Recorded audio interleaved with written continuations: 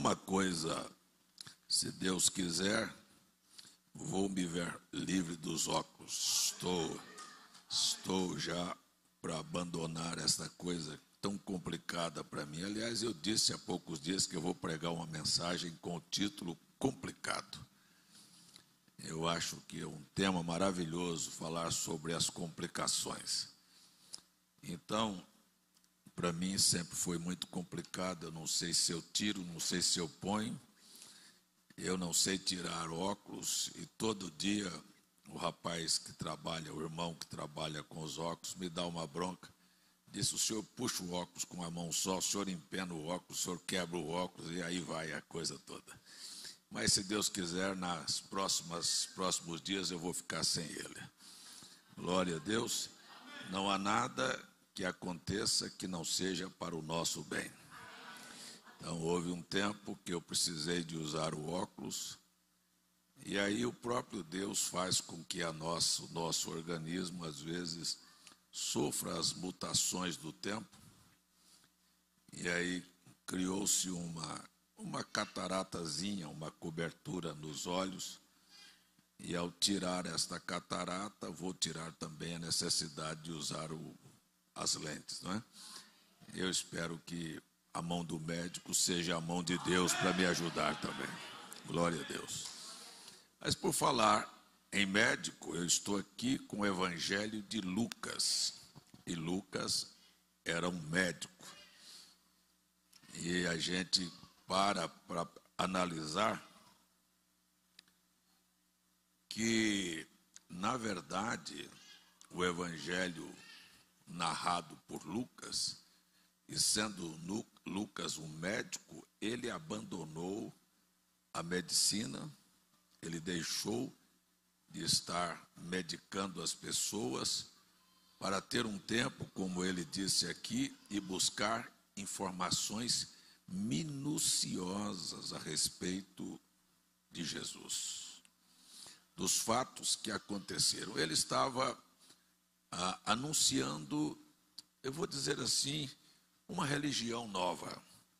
O cristianismo estava nos seus primeiros anos. A conversão de Lucas se dá numa das viagens missionárias de Paulo. E Paulo é um converso ao cristianismo depois de 16 anos que Cristo houvera morrido e ressuscitado. Então, era tão novo falar sobre Cristo e sobre o cristianismo, porque apenas havia 16 anos de existência.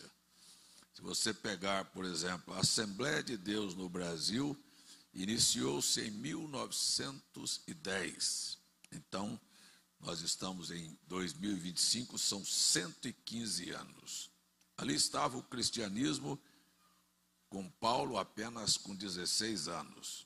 Eu não sei, me parece que na segunda viagem missionária de Paulo, ele prega e Lucas se converte. Lucas não era um dos 12 apóstolos, não era um homem que foi chamado por Jesus. Eu acho isso interessante. Lá no início do seu ministério, Lucas, ele vem, se converte e decide acompanhar o apóstolo São Paulo nas suas viagens, das suas perseguições, nos seus momentos de dificuldades. Pouca gente gosta de enfrentar dificuldade. Acha mais fácil uma vida cômoda, mas termina a vida sem brilho, sem fazer nada, sem deixar história, sem deixar pelo menos alguma coisa que conte a seu respeito. E Lucas deixou de ser médico, por quê? Porque a visão, a maneira como Paulo conduzia-se diante daqueles com quem ele pregava, impactou a Lucas. Nós devemos notar que os apóstolos, os 12, estavam sempre envoltos de Jerusalém. Eles parecem não ter entendido muito bem a clareza da mensagem que Jesus deu a eles. Ficai em Jerusalém até. só até que do alto sejais revestidos de poder. Até quando? Até que do alto sejais revestidos de poder. Mas quando o Espírito Santo veio, qual era a razão de Jesus dizer: fique aqui até, porque eu tenho alguma coisa para você fazer? O que é que ele tinha para fazer? Eu quero transformar vocês em minhas testemunhas. E ser-me-eis testemunhas tanto em Jerusalém, Samaria e toda a Judéia e até aos confins da terra, até Campina Grande. Amém? Glória a Deus. Então, o princípio era esse, era ficar em Jerusalém. E o Espírito Santo desceu em Jerusalém. E Jerusalém hoje é uma curiosidade, talvez você já, não sei se sabe ou não sabe, mas Jerusalém, ela é disputada pelas 3 maiores religiões do mundo. Jerusalém. Ela é cobiçada e está lá no monte do templo, uma mesquita, uma catedral enorme muçulmana. Está lá, os muçulmanos dominam aquilo ali e brigam por aquele lugar. Por que que eles brigam por aquele lugar em Jerusalém? Eu queria que você prestasse atenção nisso. Porque para eles, o profeta Maomé, que nasceu e viveu em Meca, lá na Arábia, ele morreu lá, mas seu corpo foi transportado, isso é o que diz o Alcorão, foi transportado para Jerusalém, e de Jerusalém ele foi assunto ao céu, a encontrar-se com os profetas que eram profetas antes de Maomé.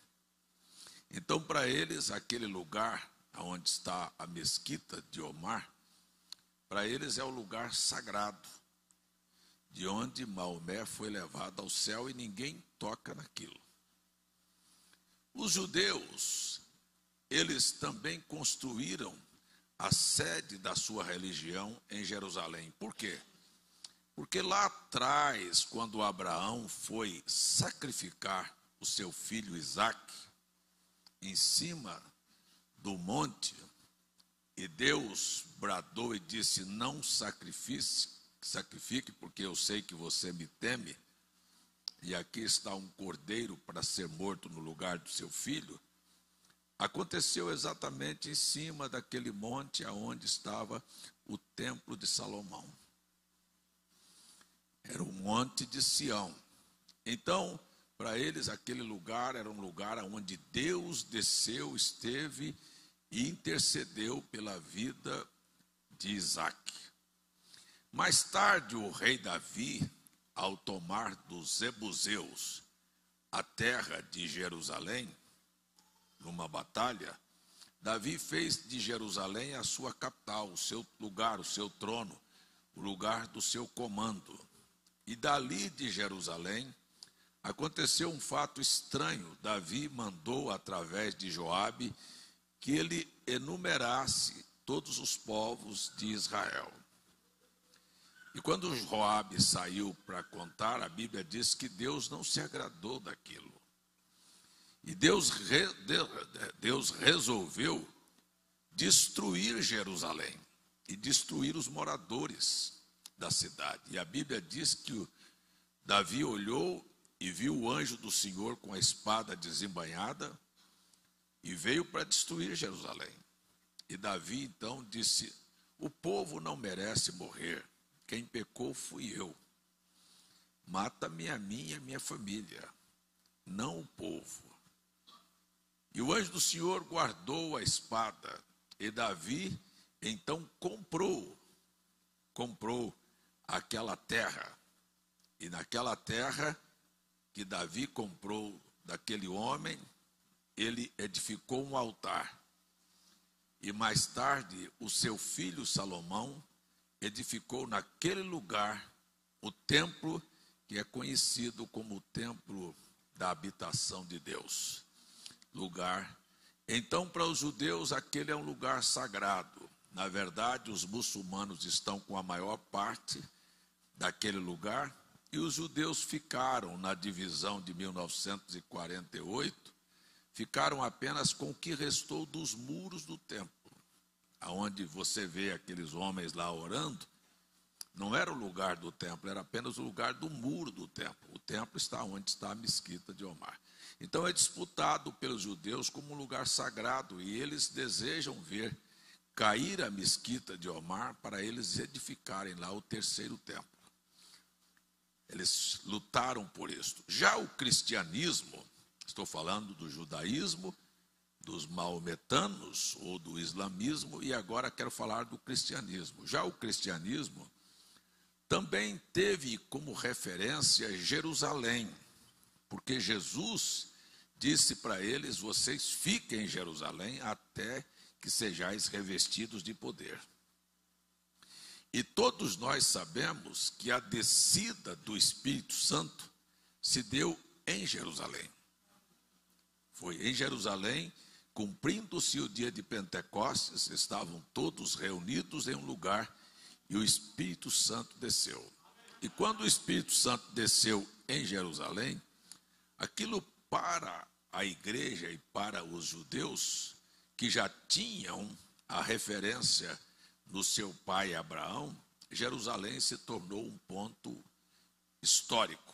Esta é a razão que vocês ouvem falar de tantas brigas lá no Oriente. Cada um disputa seu espaço.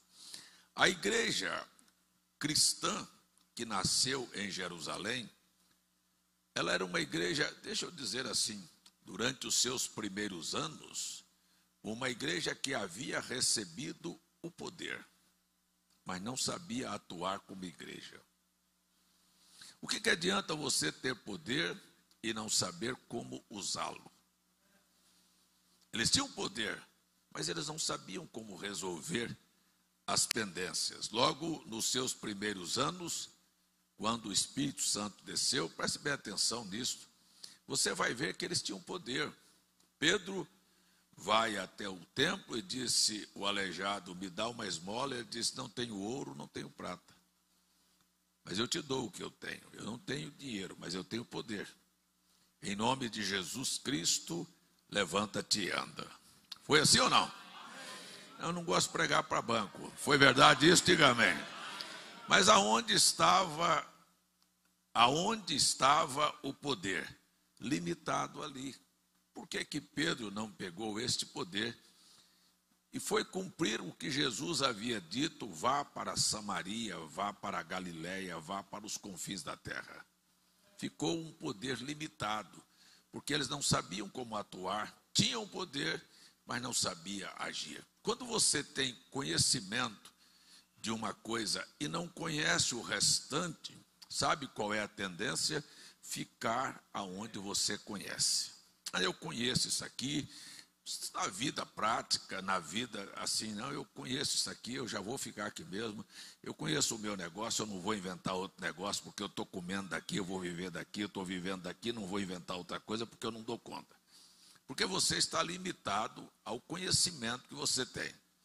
E você não quer sair daquilo, porque sair da área que você conhece é sempre um desafio. É sempre um desafio e nós somos tendenciosos a nos acostumarmos. Então a igreja se sentiu confortável ficar em Jerusalém, permanecer. Mas os problemas começaram a acontecer. E eles não sabiam como lidar com problemas. Apareceu as viúvas dos gregos que estavam reclamando porque a viúva dos outros e os outros estavam sendo privilegiados e elas não. Então eles não tinham na igreja diáconos. Veja que eles tinham poder, mas não tinha a ordem da igreja. Não sabiam como atuar. Então Pedro, junto com os apóstolos, resolveu criar o diaconato. A primeira ordem. Eles não tinham evangelistas. A igreja não ia crescer. O que era a missão deles não estava pronto para se mover, porque eles só tinham poder. Mas eles não sabiam como mover, então eles não tinham evangelismo. E eu costumo dizer, a igreja que não evangeliza, ela morre.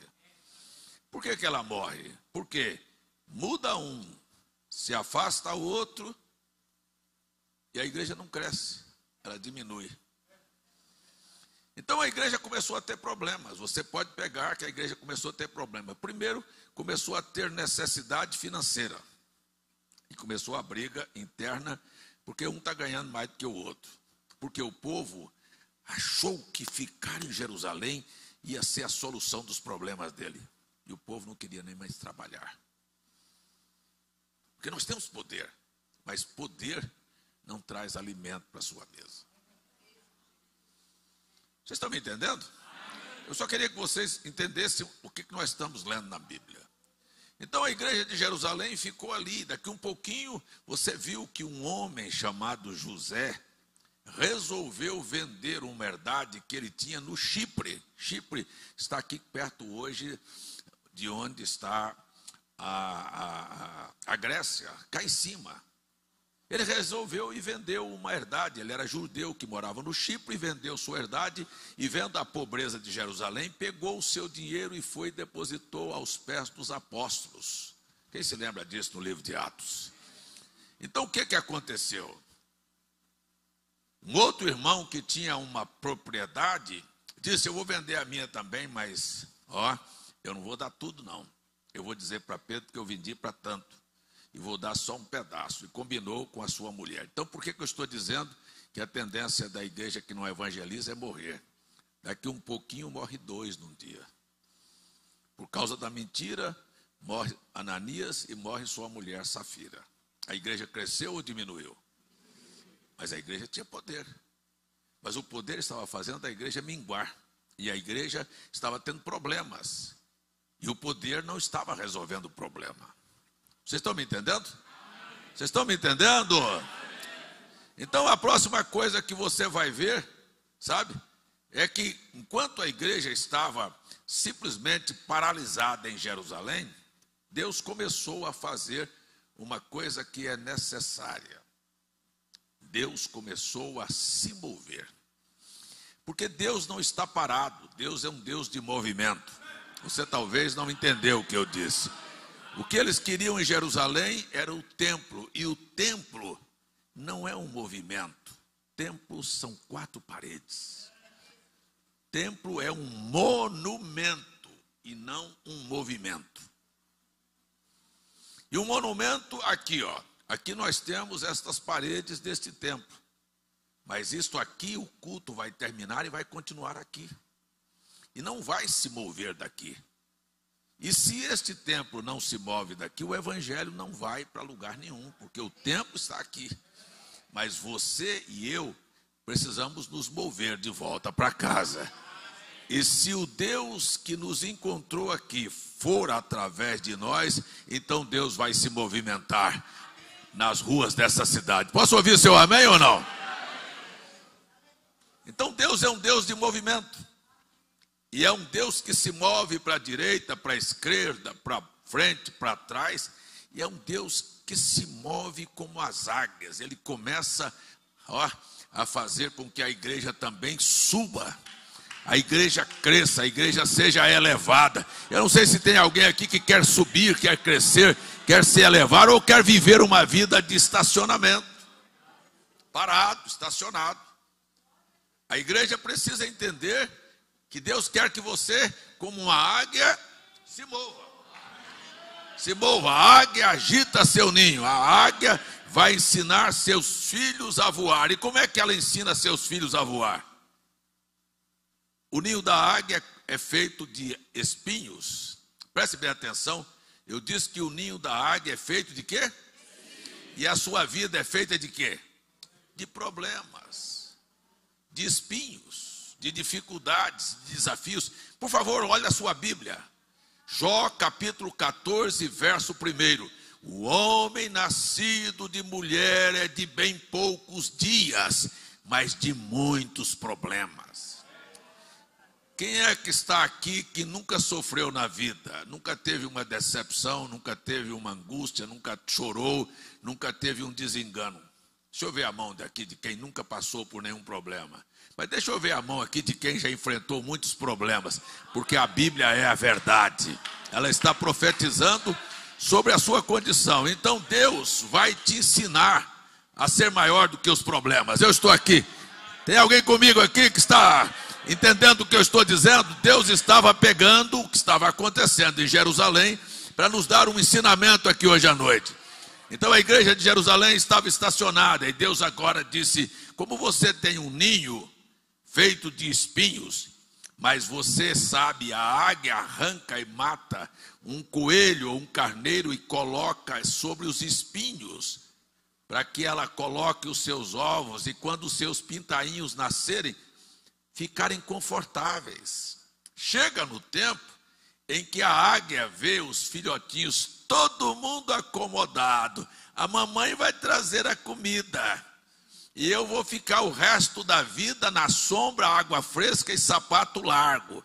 A mamãe vai lá e pega aquela pele de coelho ou de cordeiro, sabe, arranca do ninho e os espinhos furam. Eu quero dizer para você que os problemas da sua vida foi Deus que permitiu.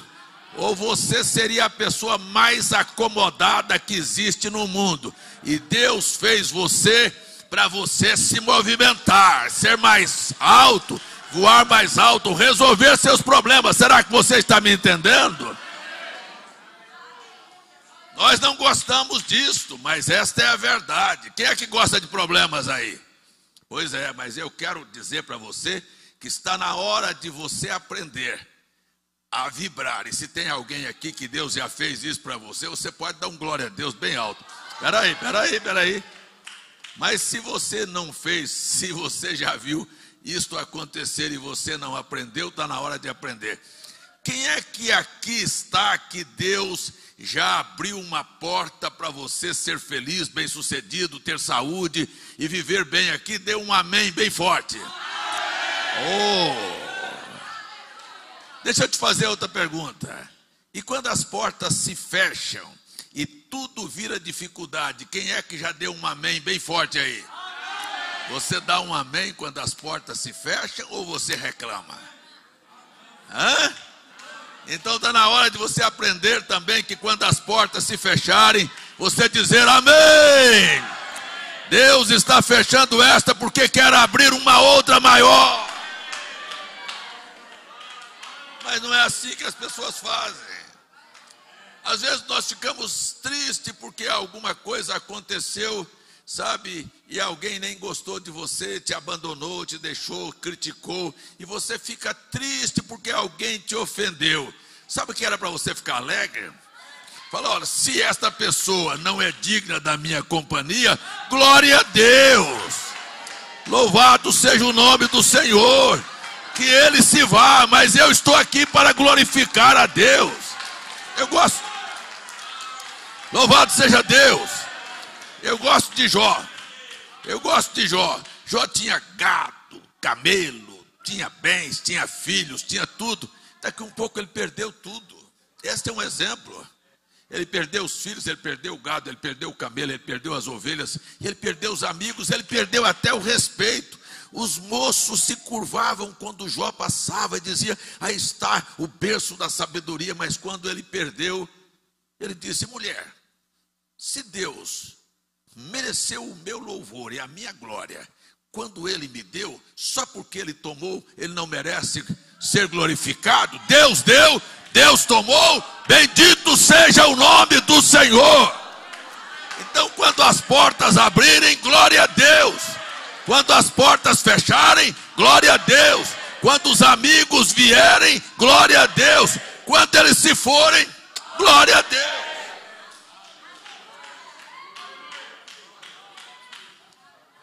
Manda um beijinho para ele. Ele disse que já está indo, não quer ficar, então Deus te abençoe. Vai com Deus. É assim mesmo. A gente precisa disso, entender isso. Então a igreja de Jerusalém estava acomodada lá no seu ninho, porque parecia que ela fez de Jerusalém o seu epicentro, e Jerusalém virou isso, um lugar de confusão, de discussão, de briga, de problema, e de uma igreja que ia murchar. Por que a igreja ia murchar? Quero ir bem devagar. Por que a igreja ia murchar? Porque a ideia que regia a igreja, mesmo sendo poderosa, era curta. Por que a ideia era curta? Porque tinha um Pedro que tinha poder, mas não queria mostrar aquele poder para o mundo. Quando você tem alguma coisa e não quer mostrar, você é egoísta. Você tem para si. Deixa as pessoas verem que você tem. Quem é que tem Jesus aqui? Não, este amém de vocês foi xoxo demais, viu? Quem é que tem Jesus aqui? Deixa o mundo ver Cristo na sua vida. Não esconda. Deixa que ele seja visto. Mas Pedro tinha o maior poder, e eu quero dizer para você que o maior poder que existe no mundo é o do Senhor Jesus. Ele é o criador da vida, ele é o autor da vida, ele é o criador do universo, ele fez todas as leis. Ei, vamos dar um glória a Jesus aqui, gente.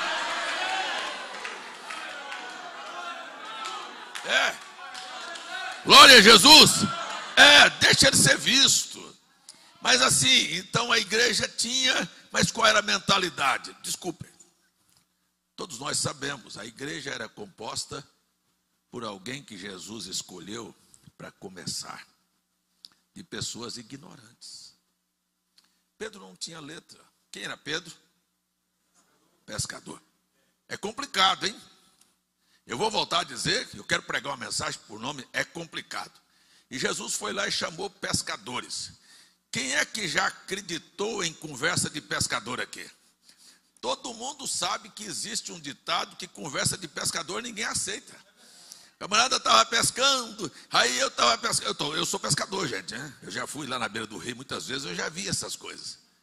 Estava pescando, o peixe que escapa é sempre o maior. Tem até lógica, né? Porque escapou porque era grande, arrebentou a linha e foi embora. Tem até lógica, né? Mas é assim, o pescador fala, mas eu estava pescando, eu peguei um peixe tão grande que a água do rio entortou. A outra classe de pessoas que Jesus chamou para ser testemunha da sua ressurreição era mulher. E dizem por aí, não sou eu que estou dizendo não, diz que mulher conversa muito. E diz que felicidade é que nós estamos no mês de fevereiro, que só tem 28 dias, as mulheres vão conversar menos este mês, é só brincadeira. Chegam até a dizer que no céu não vai ter mulher. Você já viu dizer isso, Esther? Nunca viu, Esther? Vai ouvir hoje. Quando nós temos a volta do Senhor, Apocalipse capítulo 8, a Bíblia diz, e houve silêncio no céu por quase meia hora. Por que você botar um grupo de mulheres junto, elas não ficam caladas de jeito nenhum. Se havia silêncio no céu, é porque as mulheres não estavam lá. Isso é brincadeira, só brincadeira. É brincadeira só. Mas sabe, na época de Jesus, as mulheres não tinham esta liberdade. É só brincadeira. Ninguém vai levar isso a sério. Vão me fazer crítica depois. Dizer que eu sou, como é que chama aquele povo que não gosta de mulher? Como é que...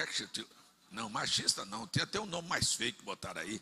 Misógino. Eita, que nome, hein? Eita, eu vou falar difícil aqui, misógino, gente que não gosta. Não, eu gosto de mulher, viu? Gosto da minha mãe, gosto da minha, gosto das minhas filhas. Eu estou cercado de mulher, lá em casa é mais mulher do que homem, ficam tudo contra mim. Na sua casa tem mais mulher ou mais homem? Mais mulher também. Tá assim, o negócio é sério do nosso lado, viu? Já sei que o senhor enfrenta uma barra pesada. E na minha casa eu sei que elas ganham sempre, né? Mas eu estou brincando aqui, mas é verdade. Então Jesus escolheu as mulheres para fazer e serem testemunhas da sua ressurreição. Preste bem atenção, se é ou não é complicado. Se Jesus quisesse que o mundo todo soubesse da sua ressurreição, quem foi que o crucificou? Você disse, Caifás. Através de quem? Pôncio Pilatos. Por que Jesus, ao ressuscitar, ao invés de aparecer a Maria Madalena e as outras mulheres, e depois aos pescadores, por que ele não foi pessoalmente na casa do Caifás e disse, você me matou e eu ressuscitei? Agora vá lá, você é o príncipe da religião e diga para eles que eu estou vivo. Ele não fez. Por que ele não foi ao Pôncio Pilatos, governador daquela província, e disse: diga para todo mundo, Pôncio Pilatos, que eu fui lá na sua casa e ressuscitei? Ele não foi. Ele disse: sabe quem eu quero? Eu quero que pessoas de todos os níveis sejam minhas testemunhas e saem de boca a boca anunciando que eu estou vivo. Quem quer aqui gritar: ele está vivo? Não. Só os que creem que ele está vivo, grite aí assim, ó: ele ressuscitou. Agora tem uma coisa, viu? Ele quer que você não grite aqui não, porque se você gritar aqui, você está fazendo desta igreja de Jerusalém. Ele quer que você grite na rua da cidade. E você aonde for dizer: ei, eu não sigo a um Deus morto, eu sigo a um Deus vivo. Ei, eu estou servindo a alguém que ressuscitou, que continua fazendo as mesmas maravilhas que fez. Alguém aqui para dizer pelo menos amém a isso?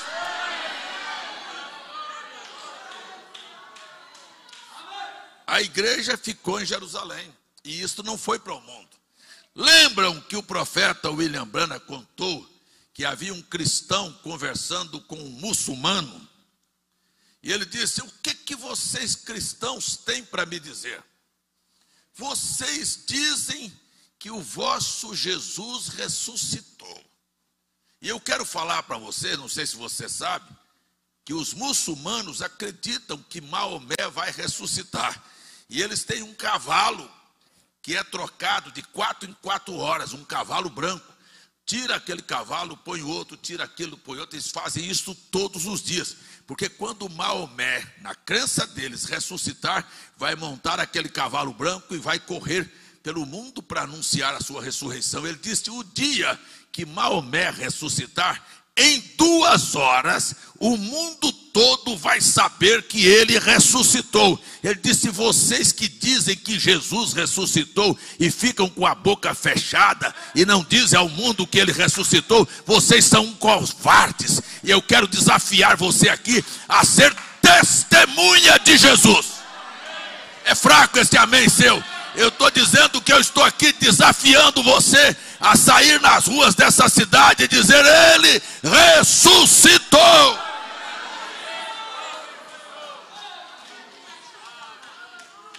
E a igreja estava em Jerusalém recluída, sabe? Lá. Então Deus falou: ah, vocês estão acomodados? No livro de Atos, capítulo 8, ele fez uma tempestade.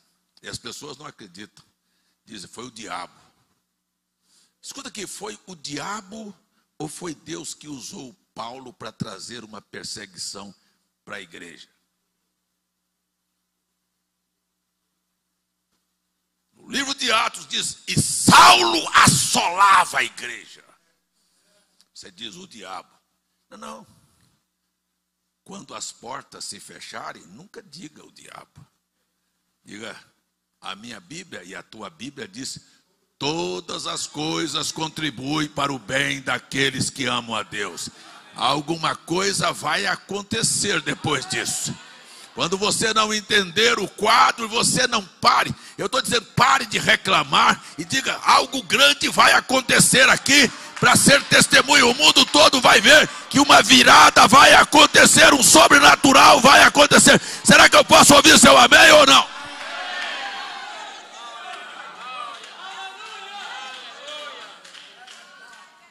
E a Bíblia diz que Saulo assolou a igreja. E quando ele assolou a igreja, aí a igreja se moveu. Aí teve um homem que vai ser chamado agora de evangelista. Mas a igreja não tinha evangelista. A igreja estava morta. Aí ela sai, e Filipe sai de Jerusalém e vai para Samaria. É incrível. Será que eu estou pregando aqui para a gente que está me acompanhando? Então Filipe saiu de Jerusalém e foi para Samaria. Mas por que o Filipe foi para Samaria? Porque Filipe foi fazer uma colheita que Jesus plantou. Se você acredita, amém. Se não acredita, amém.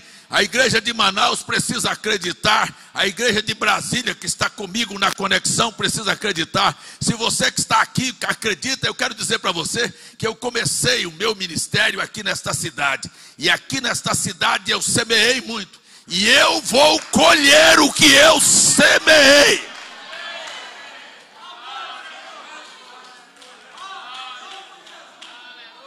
Tem alguém comigo aí para dizer eu creio? Nós começamos aqui, programa de rádio, programa de televisão, evangelismo nas praças, fizemos tudo. Você acha que o resultado final é esse? Para mim nunca foi. Para mim não é.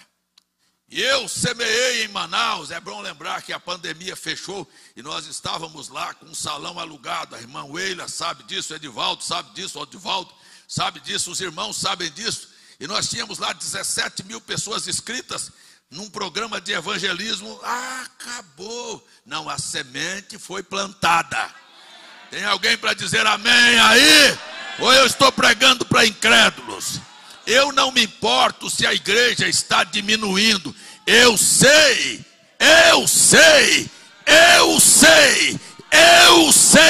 Eu vou repetir, eu sei que a colheita será grande.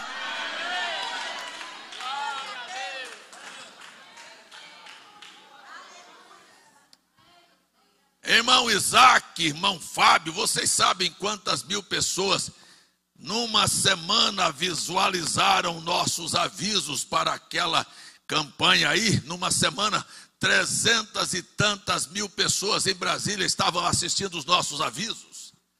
Nós estávamos fazendo o quê? Nós estávamos plantando. Agora eu quero falar para vocês que eu não descreio disso. Nunca descreio disso. Eu não estou me importando com o que os meus olhos estão vendo. Porque os olhos humanos não são capazes de ver o que os olhos de Deus estão vendo. Me desculpem, eu não gosto de pregar para incrédulo, eu gosto de pregar para crente. Você vai, estou falando de Samaria. Você vai ver o Filipe ir para Samaria para fazer a colheita do que Jesus plantou. E quando foi que Jesus plantou? E Jesus disse, é necessário que eu vá a Samaria.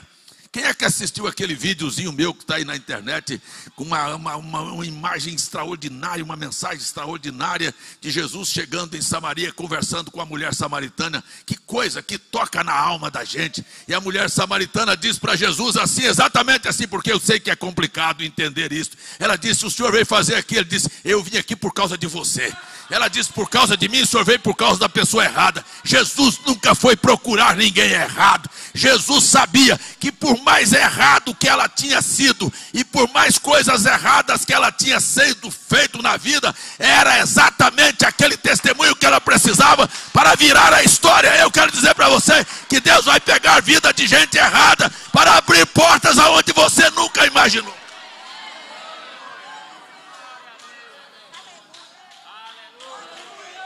Gente, vamos dar uma salva de palmas, porque pode ser complicado do jeito que for, mas é extraordinário, Glória a Deus, glória a Deus. Ora, o Filipe não saiu pensando que ia fazer uma colheita. O Filipe saiu porque Deus tinha tirado o tapete do ninho. E a perseguição veio. Ele disse, se eu não correr, eu vou ser frito, eu vou morrer como Estevão morreu. Ele disse, eu não vou morrer, eu vou escapar. Quando ele foi, correu para Samaria e chegou em Samaria. E ele disse, agora deu, né? Por que ele foi fazer lá? Ele foi fazer a colheita. Por que ele foi fazer a colheita? Porque você vê que quando Jesus foi a Samaria, encontrou a mulher samaritana, e depois que ele conversou com ela e a cidade veio, ele falou para os discípulos, tem algum discípulo de Jesus aí? Veja como é a visão.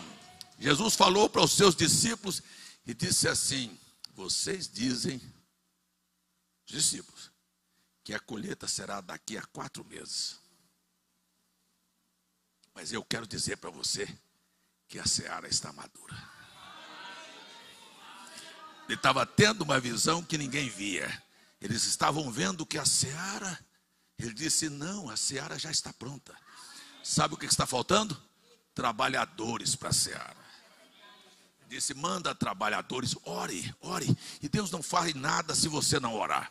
Você não ouviu? Eu disse, Deus não vai fazer nada se você não orar. Você quer me ouvir? Eu disse que Deus não vai fazer nada se você não orar. Disse, peça ao Senhor da seara. Mas ele era o Senhor. Ele estava tendo a visão, ele viu a seara madura. Mas ele disse, eu não faço enquanto vocês não pedirem. Então eles disseram, Senhor, e isso é a grande verdade, meus irmãos. É a grande verdade. O que as pessoas não estão vendo é o que o Espírito está vendo. Eu quero dizer para vocês aqui hoje à noite, sem medo de errar, a seara está pronta. Gente, eu estou com vontade de pegar a foice. Eu estou com vontade de pegar a foice, porque eu nunca descri disso. Aquele que leva a preciosa semente, andando e chorando, não voltará, senão com as mãos cheias. Você está na praça fazendo o quê? Você vai ver ainda a colheita.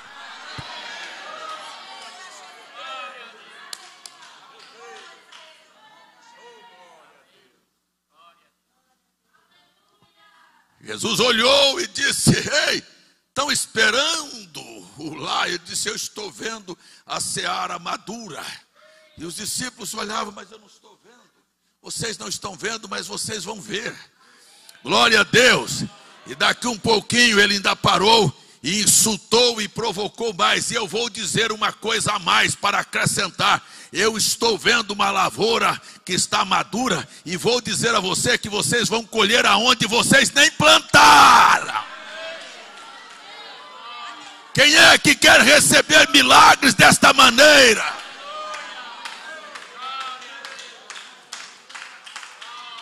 Bendito seja o nome de Jesus. E Filipe chegou em Samaria e ele não estava pensando que ia colher. Ele estava com medo da perseguição. E ele entrou em Samaria e daqui um pouquinho o Espírito mexeu, moveu. Ei, o Espírito de Deus vai se mover. Posso dizer, o Espírito de Deus estava em movimento. Filipe saiu, é porque Deus movimentou. Eu vou dizer para você, Deus vai tirar você do ninho.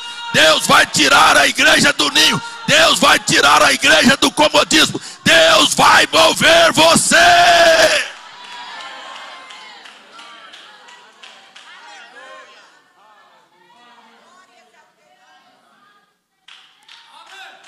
Será que tem alguém aí me seguindo? Estão entendendo? Filipe simplesmente estava sendo movido. E quando ele chegou movido, ele não dava conta de ficar calado. E a Bíblia começou a dizer que ele começou a testificar a respeito de Jesus, lá em Samaria.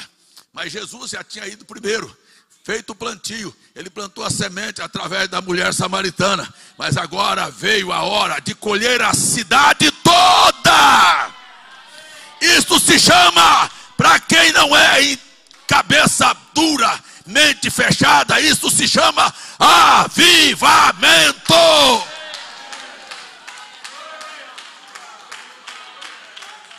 Avivamento é isto.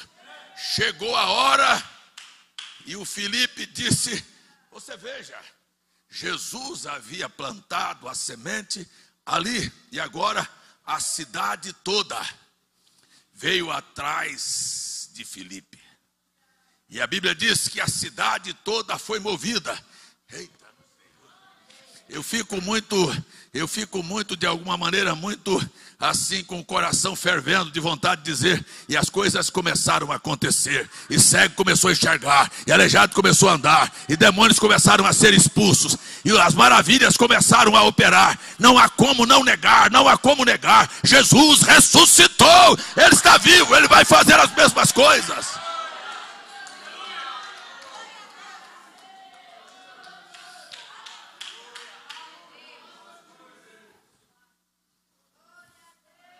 Posso falar para vocês, bem no seu ouvido? Acabou o tempo. Você não ouviu, eu disse acabou o tempo. Acabou o tempo do comodismo. Acabou o tempo de dizer eu sou da mensagem. Acabou, Deus vai sacudir você.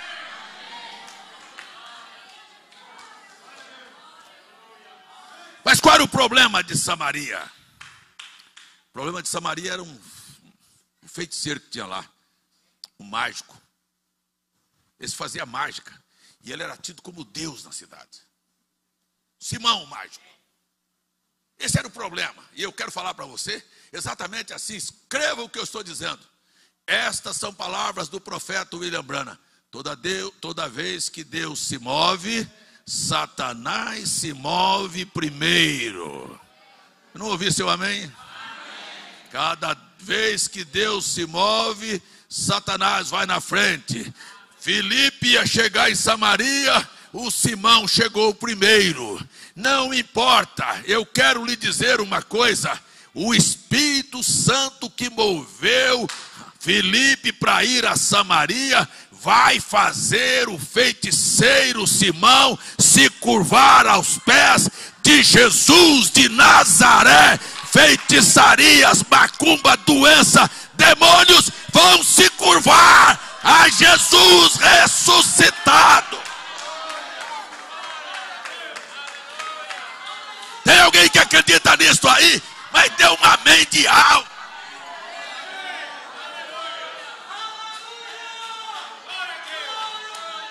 Eu estou dizendo para dar um amém de alma, de coração.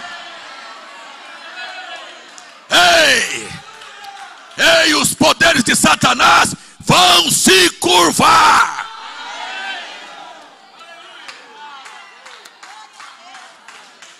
Glória a Deus. Ora, glórias ao Senhor. Se curvou. E a Bíblia diz que até o próprio Simão veio. E sabe o que ele falou? Eu quero me batizar em nome de Jesus.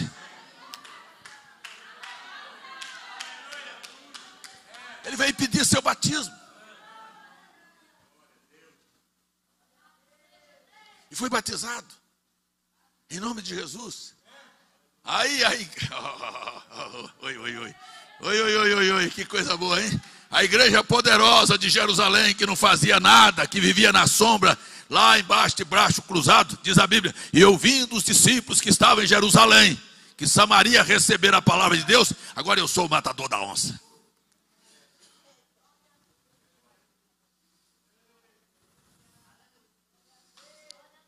Mandaram Pedro e João para lá. Porque a Bíblia diz, eles tinham o quê? Poder. Porque sobre nenhum deles ainda havia descido o Espírito Santo. Mas somente eram batizados em nome de Jesus. Agora nós temos o que o Filipe não tem. Mas o Filipe não tem. O Filipe tinha. Ele tinha tanto que ele estava expulsando demônios, curando enfermos e fazendo os próprios demônios se curvarem. Mas o Pedro e João foi lá, por quê? Porque o Pedro e João eram as pessoas figurões. São os figurões da igreja. Hein? São os grandes nomes que não fazem nada. Essa é a grande verdade. O que é que eles estavam fazendo? Mas quando vê alguém fazer, eu pego o vácuo. E Deus é assim, é um Deus que se move. É um Deus de movimento. Eu quero lembrar para você que Deus é um Deus que está se movendo. Ele mostrou isto, olha, quando ele tirou Israel do Egito, ele parou aqui, daqui um pouco ele parou aqui, daqui um pouco ele parou aqui, daqui um pouco ele parou aqui, daqui um pouco ele parou aqui, desmonta esse tabernáculo, leva ele para cá, desmonta esse tabernáculo, traz ele para cá, desmonta esse tabernáculo, porque Deus está em movimento. E quando é que eles se moviam? Quando eles viam aquela luz sair de cima daquela tenda e dizer, o lugar não é mais aqui, o lugar é ali, o lugar é acolá, o lugar é acolá. Vocês estão me ouvindo? Tem certeza que estão me ouvindo? Eu quero dizer para você que este culto vai terminar e Deus quer ir para casa em você.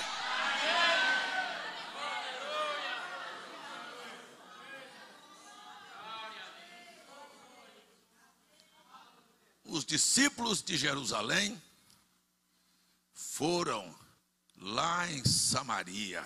Depois, desculpem a expressão, não estou contestando, porque na verdade Lucas apenas relatou. Foi desse jeito. Depois que a onça morreu. Depois que a colheita estava feita. Eles chegaram e Deus falou, não se preocupe não, eu tenho mais algo para fazer.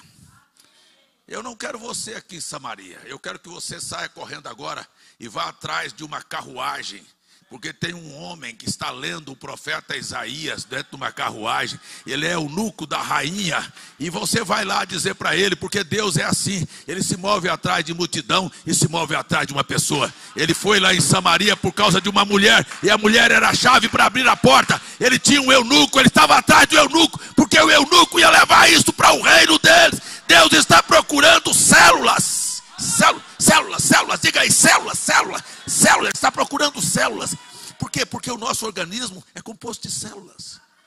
E há uma célula que leva vida, leva sangue, leva saúde, sabe? E há uma célula do diabo que leva doença. O câncer é uma célula que se desorganizou e sai desorganizando o seu organismo todo. Mas o Espírito Santo está aqui e ele pode enviar uma célula de vida, pegar uma célula de vida e sair também fazendo uma limpeza e destruindo doenças que estão no seu corpo. Há alguém aqui que crê nisto?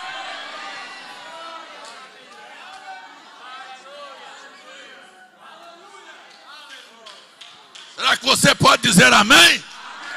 Isso é a verdade. Isso é a verdade. Ei, a igreja é o quê? É um corpo. E o seu corpo é composto de bilhões de células. A igreja é um corpo, é um organismo. E eu parece que estou de trás para frente, mas estou aqui. Então, quando nós falamos sobre Lucas e falamos sobre a igreja de Jerusalém, e falamos sobre a limitação deles estarem em Jerusalém, eu estou falando que tudo isto era a direção, era o momento. E a igreja que estava em Jerusalém era uma igreja que estava sendo encabeçada por analfabetos, por gente, sabe, que a visão estava limitada àquela condição. Então Jesus sabia muito bem do que ele tinha planejado, porque ele tem um propósito na nossa vida.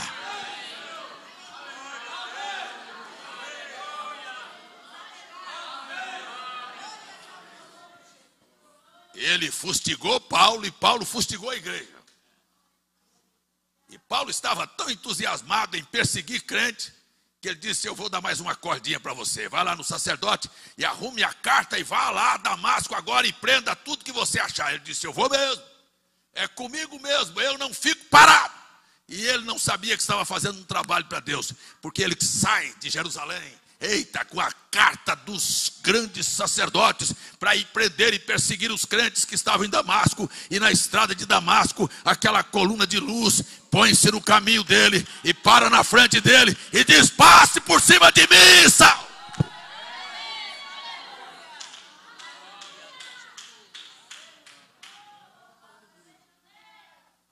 E ele cai por terra, ele sofre uma trombada. É uma trombada, ele bate com a luz. E a luz o derruba. E quando a luz o derrubou, a voz falou: ô Saulo, você não sabe o que está fazendo, você está me perseguindo, vai ser difícil para você. E Saulo disse: quem és tu, Senhor? Ele não disse que era a luz, ele disse: eu sou Jesus. Aleluia! Posso ouvir seu amém? E Saulo vai lá para a rua direita e fica lá até que 3 dias depois o Espírito Santo se move. E quando Saulo está orando e dizendo: ei, está complicado, eu estava lá fazendo um serviço para o Senhor, porque é complicado. Eu estava certo que eu estava cuidando da lei, eu estava certo que eu estava cuidando da minha fé, eu estava certo que eu estava cuidando da igreja de Jerusalém. De quem? Dos judeus.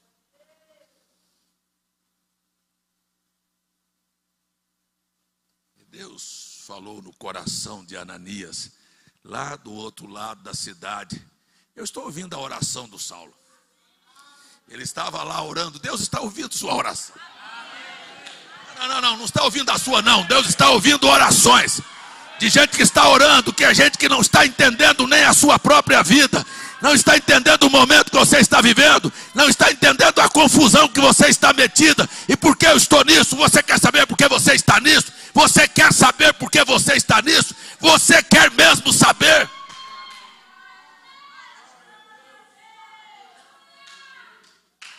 Tem alguém aqui que não entende a sua fase presente da sua vida? Quer levantar sua mão e dizer: eu não sei nem por que está me acontecendo certas coisas. Tem alguém aí assim? Parece que tem um bocado de mão levantada. Eu não sei porque está complicado. Eu não estou entendendo o que está acontecendo. Você não está entendendo? Eu quero lhe dizer aqui hoje à noite o que está acontecendo. Tem alguém que está querendo saber? E por que não você? Ou você é tão especial que Deus não olhou para você? Você não queria ter a vida que você tem, os problemas que você tem. E eu pergunto: e por que não você? Por que teria que ser seu vizinho, seu parente? Por que não você? Diga aí: eu sou um vaso escolhido por Deus.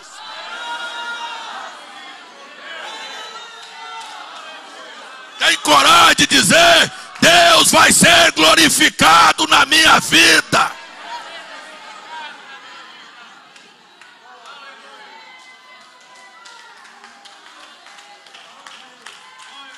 Eu não gosto, eu tenho algumas irmãs ali. Bata a palma mesmo, irmã, bata. Porque o resto não pode bater, não. Mas aqueles que acham que Deus escolheu você para fazer através de você o nome dele, ei, o nome dele ecoar.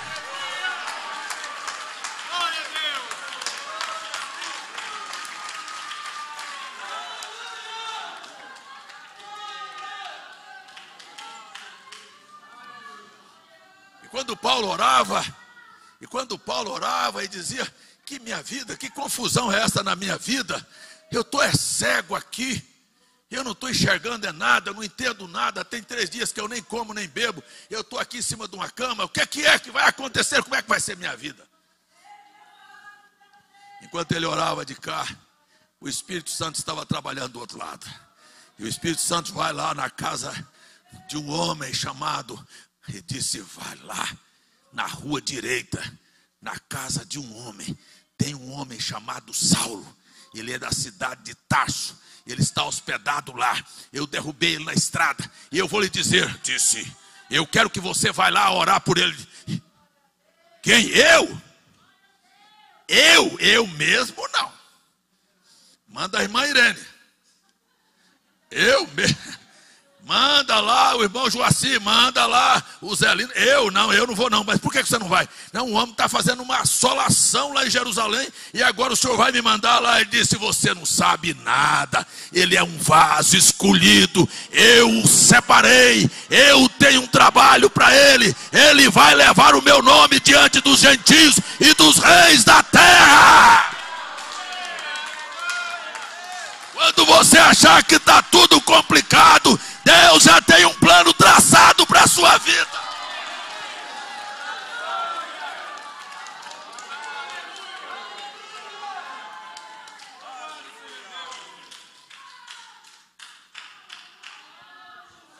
Aí o Ananias foi.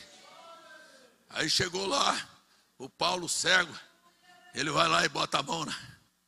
Paulo recobre a visão, as escamas caem. Ele diz: o que é que está te impedindo ainda? Vá, se levante, vá ser batizado em nome de Jesus. Vai lá, disse: mas é você mesmo. Você é escolhido desde o ventre da sua mãe. Ei, Deus te conhece muito antes de você estar aqui. Deus tinha um plano, Deus pensou. Você não é produto do acaso. Você pode não estar entendendo nada, mas Ele já disse que é você e a...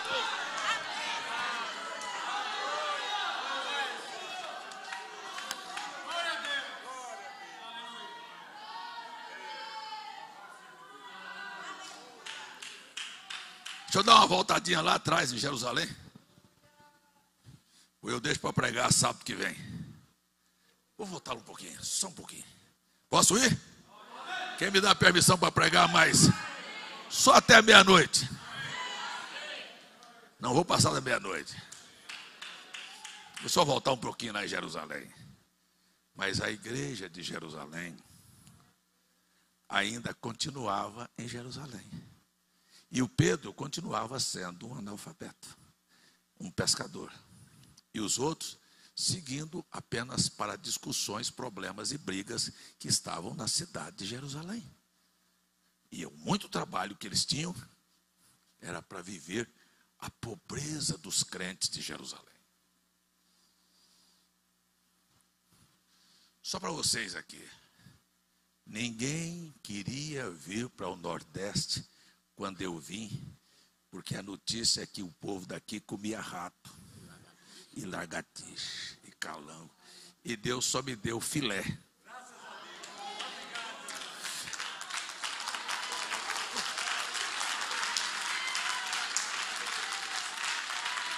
O povo não queria vir. Sabe a igreja de Jerusalém? Ninguém queria. Gente, a igreja de Jerusalém era de um povo pobre. Sabe? Um povo pobre. Mas tão pobre que não queria nem trabalhar. Desculpem. Vou falar para vocês bem claro. Quem não gosta de trabalhar, Deus não gosta dele. Deus odeia gente preguiçosa.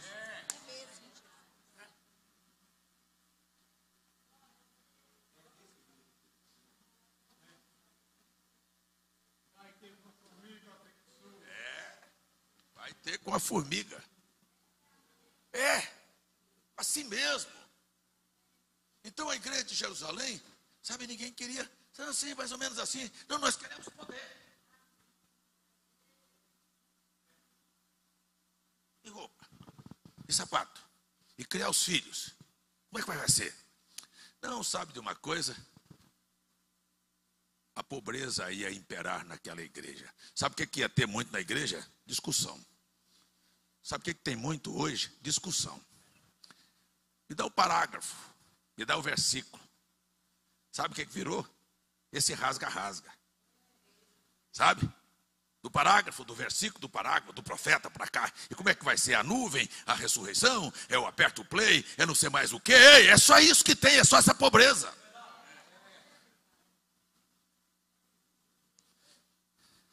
Deixa eu voltar lá. E a igreja era composta por este tipo de pessoas. E continuava na estagnação, ia continuar assim, e o evangelho nunca teria chegado aqui em Campina Grande.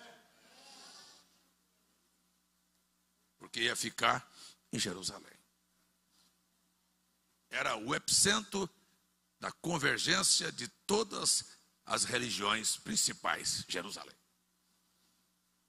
Nada, o povo de fora nada. Mas Deus já tinha preparado um Paulo. Quem era Paulo? Vamos pegar aqui, vamos aqui um pouquinho comigo. Vamos pegar aqui um pouquinho para nós chegar, pelo menos a entender essa base aqui. Sábado que vem a gente entra mais fundo nisso. Mas quem era Paulo? Paulo era um doutor da lei. É um homem que estudou profundamente as raízes do judaísmo. Por isto, ele não somente estudou o judaísmo, mas ele estudou o idioma. Ele nasceu na Grécia. Ele nasceu aonde estava o berço da filosofia da maior inteligência do mundo. Eu estive lá.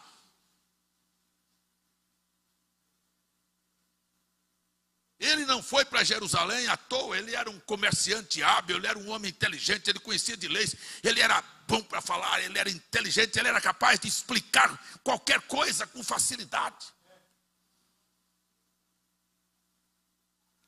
E vou dizer uma coisa, feliz foi aquele que foi discípulo de Paulo.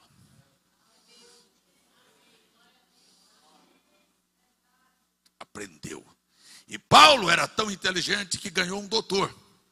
Eu não vejo a Bíblia falar que nenhum doutor se converteu com o sermão de Pedro.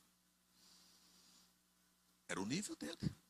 Ele sabia falar para pescadores, para gente simples. Mas Paulo falava para gente simples. Para lavadeira de roupa na beira do rio, eu chegava com o mesmo entusiasmo. Giva foi comigo lá, como ele chegou lá em Atenas, na Grécia, lá no Areópago, onde estavam os maiores filósofos epicureus e estoicos defendendo a origem do universo, o padrão de vida. E Paulo chegou e disse: vocês não entendem nada, quer ver uma coisa? Eu sei muito mais do que vocês, eu já passei no meio dos vossos altares, encontrei ali que vocês têm até um altar ali que não tem Deus, que vocês não conhecem nem Deus, mas eu vou falar que o Deus que eu vim anunciar é o Deus que vocês adoram sem saber quem é. Ele é criador dos céus e da terra, autor da vida e detém todos os poderes. Será que tem alguém pelo menos para dizer amém aqui?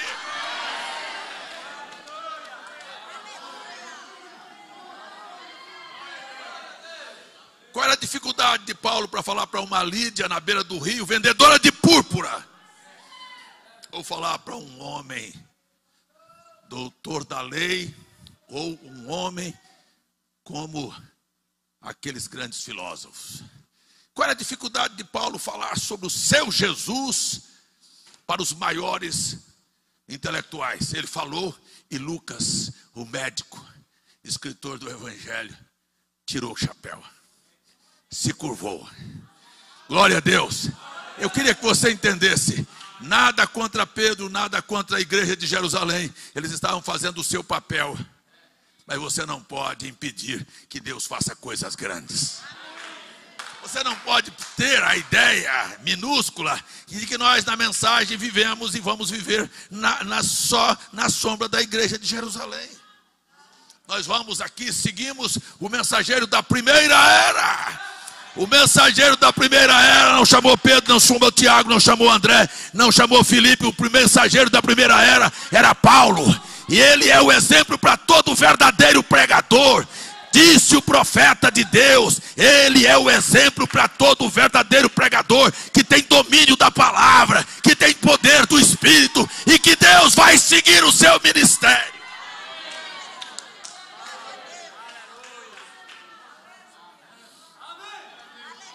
Posso ouvir seu amém? Ei, é assim.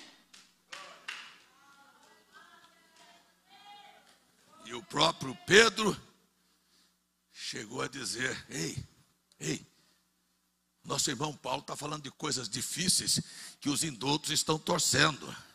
Porque Paulo falou sobre tudo que eles nunca falaram.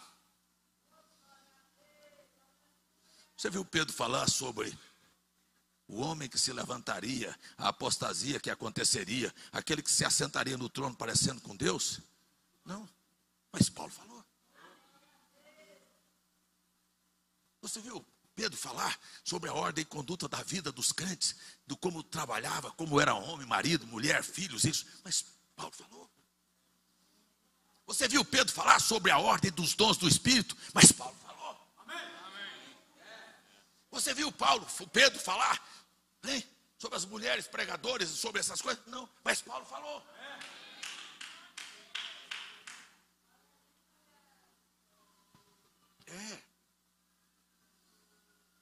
Quero dizer para você que Paulo falou sobre o que João só iria entender quando chegasse na ilha de Patmos. E assim mesmo nem entenderia. Ia sair de lá com um monte de visões. E Paulo já tinha falado todas aquelas coisas. E na sua viagem, que coisa boa, gente. Eu vou preparando para terminar o culto. Na sua viagem, ele passando prega. E o Lucas se converte. E o Lucas abandona a medicina. E o Lucas vai atrás de Paulo. E o Lucas agora se interessa pelo Jesus de Paulo. E o Lucas agora vai escrever. Olha só. Quem não era apóstolo, escreveu igual o mais excelente dos apóstolos, que foi Pedro. Quantas cartas Pedro escreveu? Perguntei para vocês. Que pobreza de Bíblia. Quantas cartas da Bíblia Pedro escreveu? E quantas Lucas escreveu? Mas quantas Paulo escreveu? 14. Paulo escreveu 75% do Novo Testamento. E Paulo não estava em Jerusalém no dia do derramar do Espírito.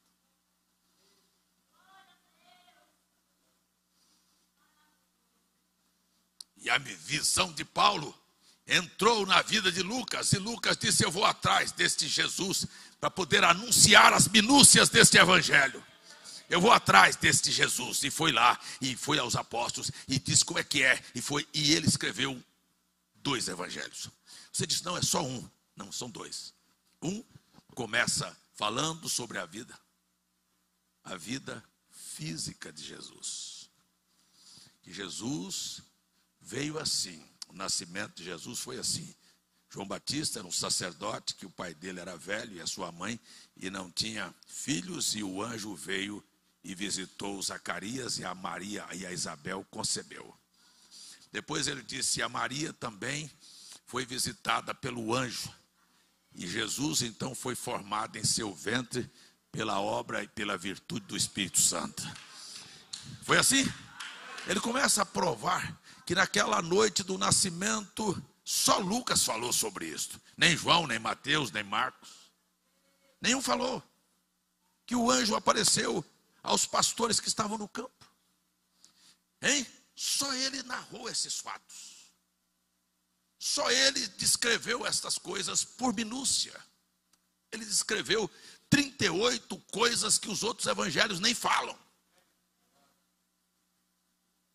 Sabe? E ele tinha a mesma visão do seu pai na fé, Paulo. Ele estava pensando em algo grande.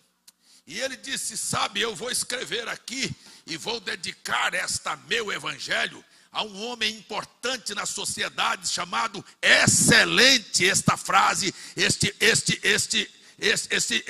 essa palavra não era destinada a gentinha. Uma gente excelente, era um centurião que tinha 100 famílias sob o seu comando. Ele disse, se eu conseguir plantar essa semente naquele centurião, eu tenho mais 100 famílias que virão através dele. Você pode dizer amém a isso? A visão era esta. Eu vou fazer o efeito multiplicador. Então eu vou falar para ele tudo que Jesus fez neste corpo de carne. E ele relata todos os feitos de Jesus na sua carne. Este é o livro do Evangelho de Lucas. Eu tenho que correr aqui contra o relógio. Mas quando ele vai escrever para a mesma pessoa, para o Teófilo, que ele dedica o livro de Atos, ele diz, fiz o meu primeiro tratado, minha primeira parte do Evangelho, a você, Teófilo, de tudo quanto Jesus começou a fazer. Diga aí para mim, começou. Não, eu quero que você fale, Jesus começou a fazer. Jesus começou a fazer. Eu quero que você entenda de que é que Paulo estava dizendo. Naquele corpo físico, ele começou a fazer. Mas ele foi recebido em cima dos céus. E ele deu o mandamento pelo Espírito Santo aos apóstolos. E o profeta William Branham veio e disse, você tem que entender que o livro de Atos nunca parou. Nunca encerrou. O profeta William Branham veio e disse, eu quero que você entenda que quando disseram Atos dos Apóstolos, erraram. Porque não é Atos dos Apóstolos, é Atos de Deus, ou Atos do Espírito Santo através dos apóstolos. O Jesus que estava aqui na sua carne, habitava nele a plenitude da divindade, estava vivendo nele, era um homem ungido, mas ele foi em cima no céu, enviou o Espírito Santo e agora ungiu um povo.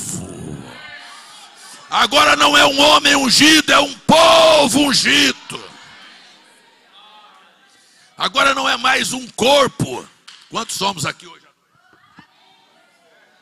Aqui era um corpo, mas agora não é mais um corpo. E este corpo composto de muitas pessoas, a quem Paulo e Lucas estavam tentando chegar, é chamado na Bíblia de o corpo místico de Jesus. É sua igreja, é o lugar da sua habitação. Posso ouvir seu amém? É onde Deus vai se mover, é onde Deus vai elevar, é onde Deus vai fazer você mais alto, é onde você vai voar acima dos problemas, é onde as balas não vão mais alcançar você. Quando o profeta William Branham contou a história daquela pombinha que foi lançada e as metralhadoras alemãs atiraram e não mais acertaram aquela pombinha, é porque a pombinha ficou parada. Não, a pombinha tinha poder, a pombinha se movimentou, a pombinha subiu. E eu quero dizer que há poder escondido na sua vida. Você também vai se movimentar, você também vai subir, e as balas do diabo não mais vão poder atingir você.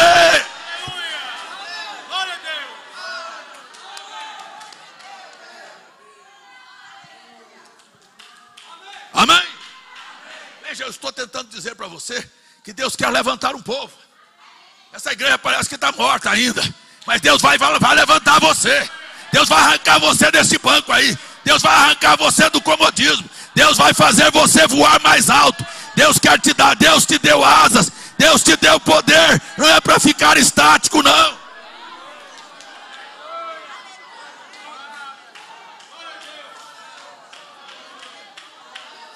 Glória a Deus, glória a Deus, é verdade, é verdade.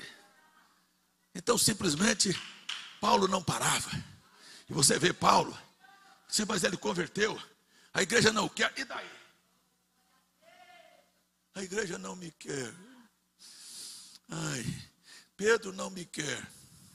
Tiago não me aceita. Eu acho que eu vou voltar lá para o judaísmo. Que conversa. Sabe? Daqui um pouco o Espírito Santo move. E Paulo vai para Antioquia. E o Espírito Santo desce. Separa Paulo e Barnabé para o ministério. Bora lá. E o Paulo vai. E é de cidade em cidade, apedrejado. O que tem isso, pedra? Glória a Deus pelas pedras.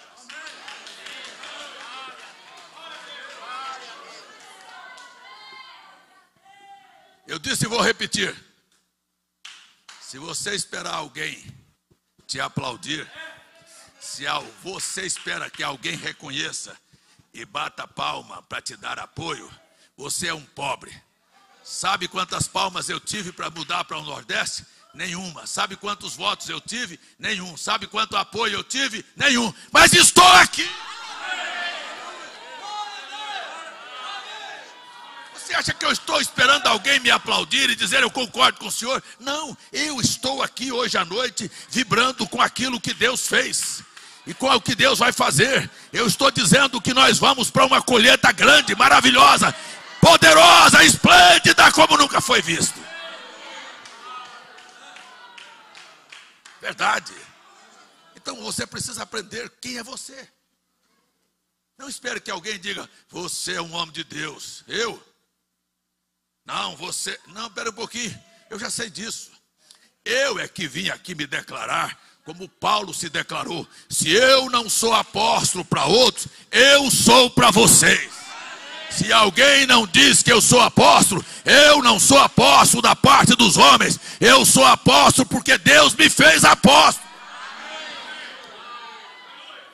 Para ele, pedra e aplausos significava a mesma coisa. É assim que eu fui criado. Eu não estou dependendo que alguém bata palma para mim. Eu estou dizendo para você que para mim uma coisa ou outra, tudo é a mesma coisa. Isso não me incomoda mais. Há muito tempo que eu deixei essa...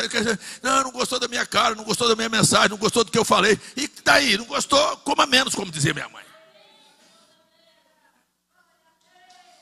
Mas eu quero dizer para você, o que era Paulo? Qual era a visão dele?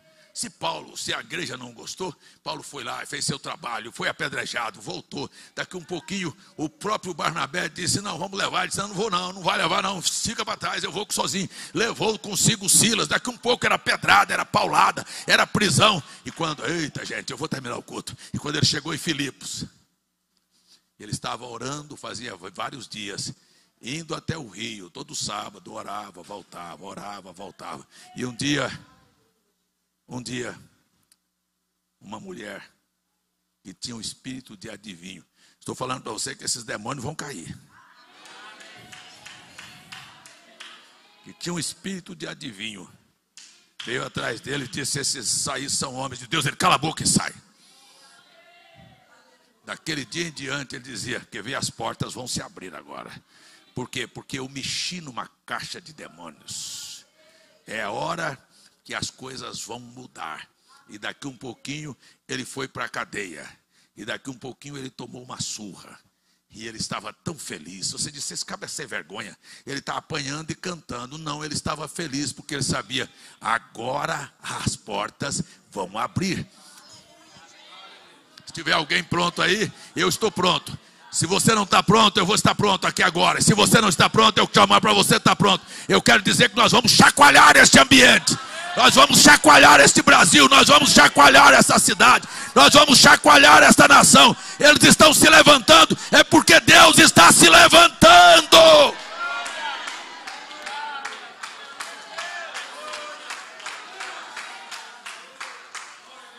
Ora, daqui um pouco as paredes da cadeia tremem. Daqui um pouco as cadeias quebram. Daqui um pouco Paulo é liberto. Daqui um pouco as famílias estão se convertendo. Este é o evangelho. Esta é a vida. Você diz, não, mas parou aí. Não, ele saiu dali e foi para Tessalônica, Paulo de novo. Daqui um pouquinho ele foi para Bereia, daí outro problema. Ele foi lá para Atenas, problemas. Corinto, problema. Mas é só problemas. É complicado. Que complicado. E ele foi na frente. E daqui um pouquinho lá vinha Silas e Timóteo dizendo: Paulo, tudo que você plantou está brotando.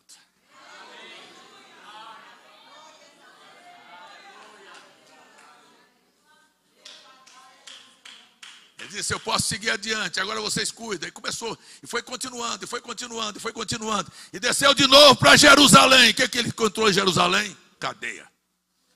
Prenderam Paulo em Jerusalém. Esta é a confusão que quer prender você.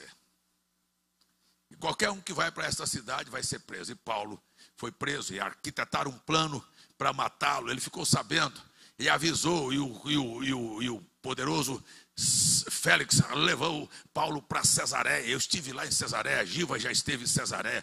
Nós já tivemos lá onde Paulo passou 3 anos da vida. E os homens atrás do dinheiro de Paulo, querendo dizer: me dá dinheiro que eu te solto. E Paulo disse: não estou querendo dar dinheiro não, eu vou fazer alguma coisa muito mais importante com o meu dinheiro. Eu ainda vou sair daqui, eu vou para Roma. Eu vou mexer com o império, eu vou mexer com a capital. Não é que era a capital de um estado, não. Eu vou mexer com a capital do mundo, eu vou para Roma. Eu vou levar esse evangelho não fica preso. As minhas pernas podem estar acorrentadas, mas a minha boca não está.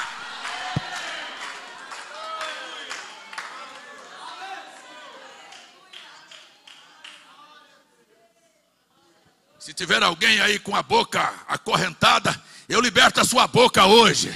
Mas se tiver alguém aí preso em alguma corrente, as correntes vão quebrar também. É incrível. É incrível. Deus queria mudar um império e mudou. Mas como é que o senhor vai levar a mudança? Vou levar dentro de um homem. Mas a mudança de um império vai dentro de um homem que está amarrado.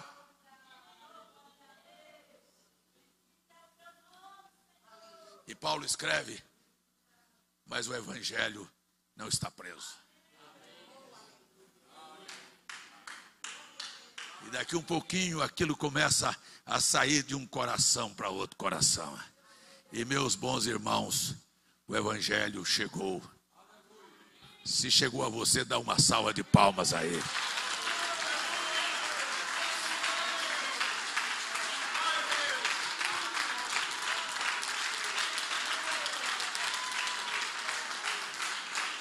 E agora,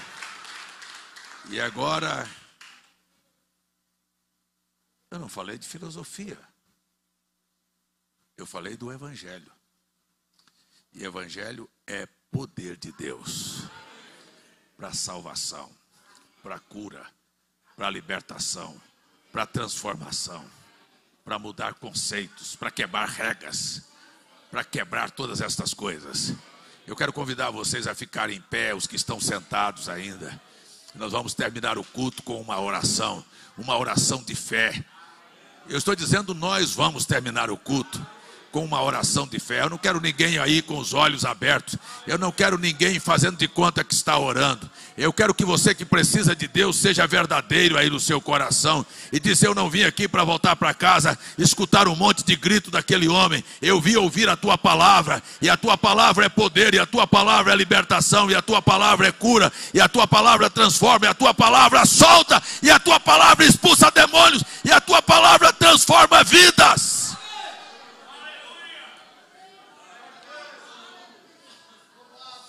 Aleluia, glórias ao nome de Jesus, aleluia, glória a Deus. E talvez você não esteja compreendendo nada da sua vida, e tudo está muito embaraçado, e você diz: mas por que isso, por que aquilo? É por isso mesmo, Deus te chamou aqui para dizer para você que por mais complicado que seja, Ele vai usar você.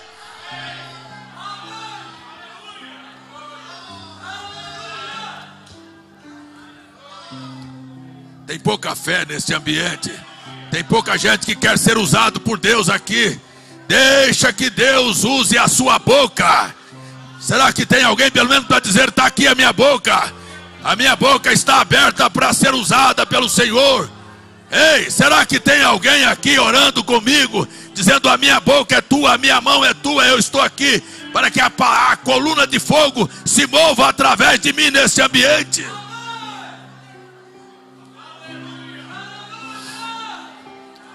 Eu gosto do testemunho de William Branham. Ele estava na plataforma. A coluna de fogo foi fotografada na sua cabeça. Mas se vocês se lembram, quantas vezes ele disse: agora eu estou vendo a coluna de fogo. O Espírito Santo está lá na cabeça daquela mulher, assentada lá atrás. O Espírito Santo está na cabeça daquele homem. O Espírito Santo está aqui dentro desta igreja.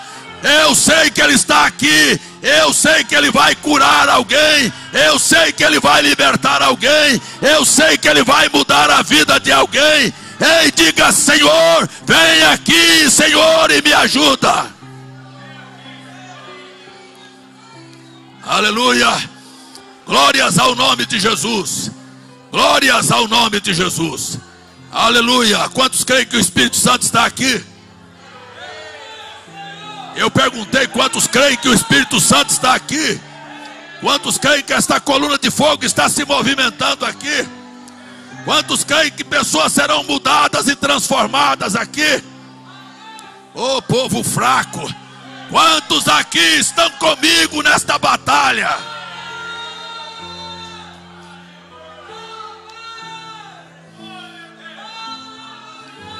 Aleluia. Glória a Deus. Aleluia.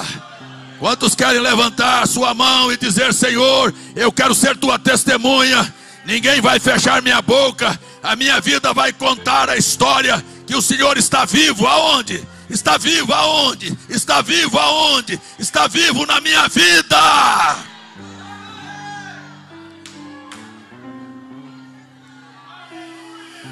Aleluia.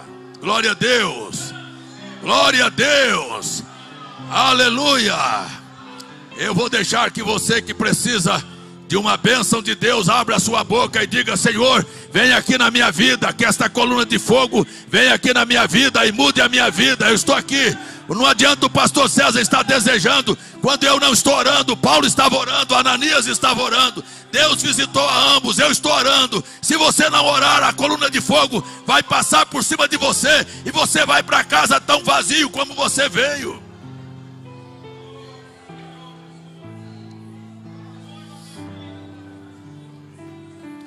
Aleluia.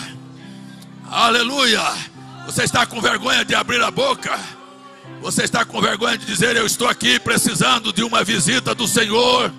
Eu estou precisando de voltar para casa diferente. Não adianta eu querer e você não querer. Orar não é complicado, orar é simples, é abrir a boca e dizer: me ajuda, me ajuda, me ajuda, me ajuda, Senhor, me ajuda.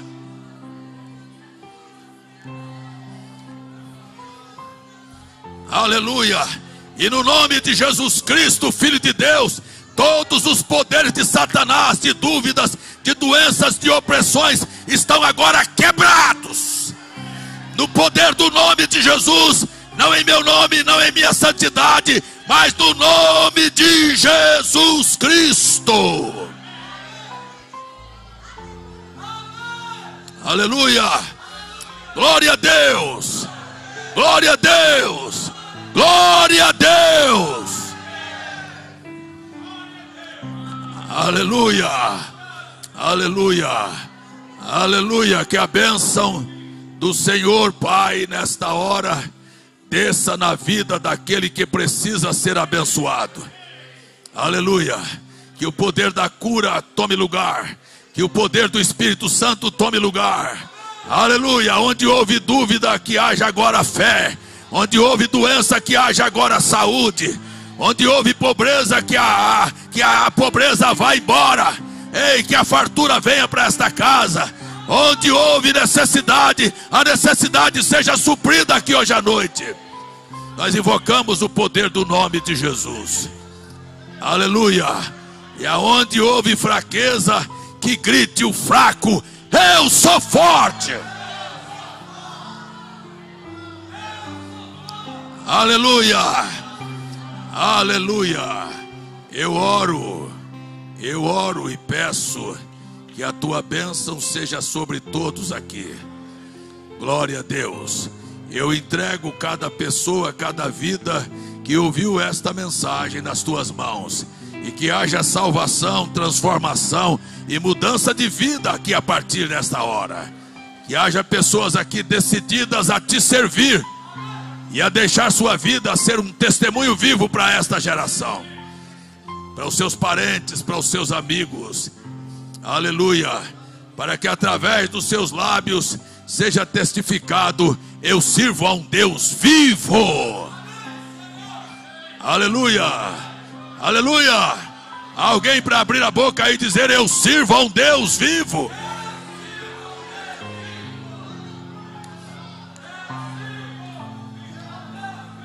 Aleluia. Assim eu oro e assim eu peço esta bênção. Aleluia. No nome de Jesus. No nome de Jesus. No nome de Jesus. Que a bênção seja sobre a vida daqueles que creem. Guarda teu povo. Eles vão para casa, mas que esta coluna de fogo possa acompanhá-los. Aonde eles entrarem, que o Senhor entre com eles.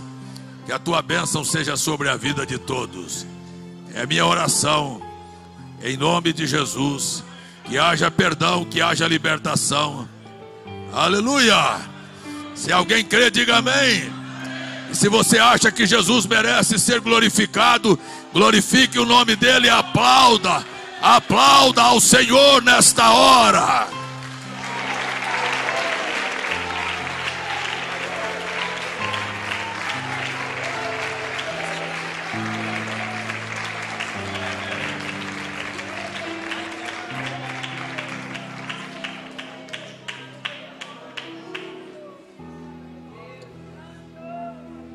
Aqui, duas crianças para ser apresentadas. Eu quero pedir para trazer as crianças. Amém. Amém. Há uma lembrança da escolinha das crianças amanhã às 16 horas. É isso mesmo? Meus visitantes, todos os meus visitantes, eu nem os considero como visitantes. Venham fazer parte desta grande família abençoada. Amém. Eu agradeço. Glória a Deus. É só essa? Ou são dois? É só essa? Não é? É só uma. Me disseram que eram duas, tá vendo? Acho que é porque estão trocando as bolas aí. Vamos orar por essa criança. Qual é o nome dela? Hã? Maite. Vamos orar. Pai, não importa o nome que puseram na carne desta criança, ela não é este corpo. Ela é um espírito e uma alma que se desprendeu e veio aqui à terra e vive neste corpinho. E este pai e esta mãe estão aqui tentando proteger a vida inocente desta criança. E esta criança não sabe absolutamente de nada. E ela, por certo, olhará para a mãe e para o pai e procurará um exemplo de vida para poder imitar, de vestir, de falar, de como viver, de como tratar o seu semelhante. Eu oro que ela possa encontrar nesses pais a responsabilidade, a maturidade, sabe, para conduzi-la de uma maneira pura, verdadeira e honesta, de tal modo que ela possa viver e ser aqui uma luz e não uma treva. Em nome de Jesus, oro que o Senhor dê saúde para este corpo. Ele precisa de saúde. Em nome de Jesus, para a alegria da igreja, dos pais, dos avós, dos tios, faça essa criança ser saudável e abençoada. Eu oro com todo o meu coração e peço que o poder do teu nome cele esta alma para o teu reino, enquanto nós dedicamos Maite Gabriele ao Senhor. Que ela cresça e viva para Jesus Cristo. Esconda-se neste corpo, Pai, e se mostre em nome de Jesus. Amém e amém. Você está dedicada a Jesus. Deus abençoe vocês. Deus abençoe os pais. Eu quero dizer, Deus abençoe a você. Vamos dizer, Deus abençoe aos visitantes. Deus abençoe a todos vocês. Vamos lembrar que sábado que vem nós teremos Santa Ceia do Senhor aqui. E vamos estar todos juntos aqui. Shalom a todos. Quantos de vocês estão comigo nas lives ao meio-dia? Se não estão, por favor, sintonize lá e vamos estar juntos. Meio-dia estamos orando por todos. Shalom, shalom, uma semana extraordinária para vocês.